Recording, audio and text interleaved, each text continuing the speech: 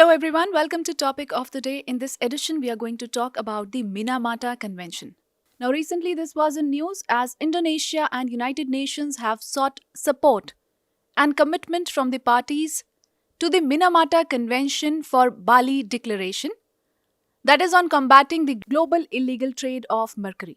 Now the issue is being discussed at the fourth meeting of Conference of Parties to the Minamata Convention on Mercury, that is Scope 4.2.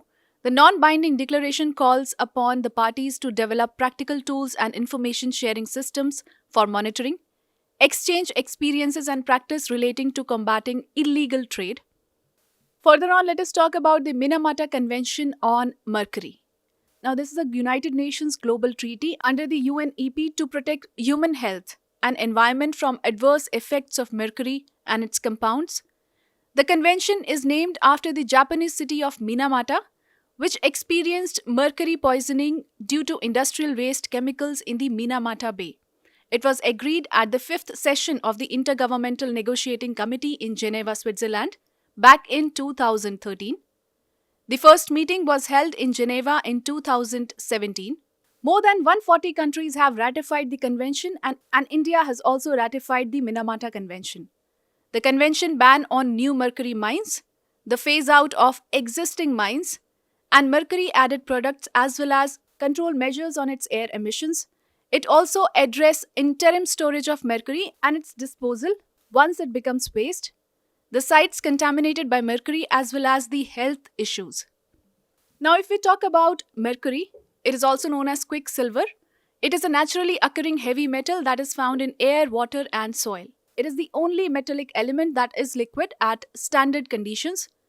It is released into the atmosphere through natural processes such as weathering of rocks, volcanic eruptions, etc. It is also released through human activities. Mercury has a toxic effect on the nervous system, the digestive and immune systems. It is used in healthcare sectors like medical equipment, dental amalgams, etc. Let us talk about the Minamata disease. It is a disorder caused by methyl mercury poisoning that was first described by the inhabitants of Minamata Bay in Japan. It was a result of eating fish contaminated with the mercury industrial waste.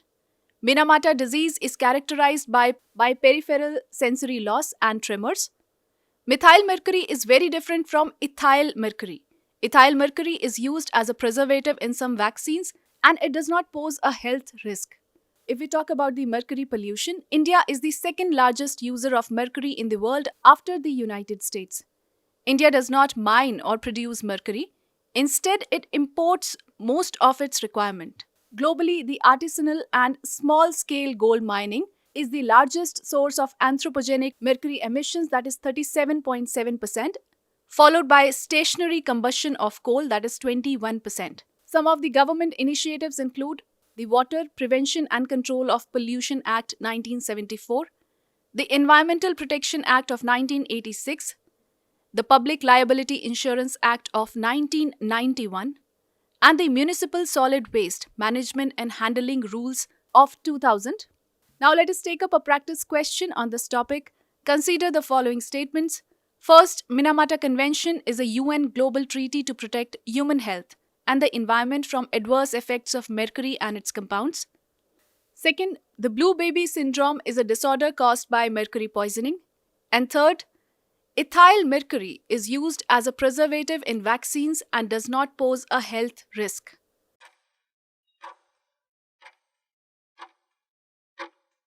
So only first and third statements are correct. The second statement is wrong as the blue baby syndrome is a disorder that is not caused by mercury poisoning but because of lack of oxygen in the blood. Well, that's a wrap of today's edition of Topic of the Day. For regular updates, you can follow us on our social media handles. And for more such videos, do stay tuned to the next IAS YouTube channel.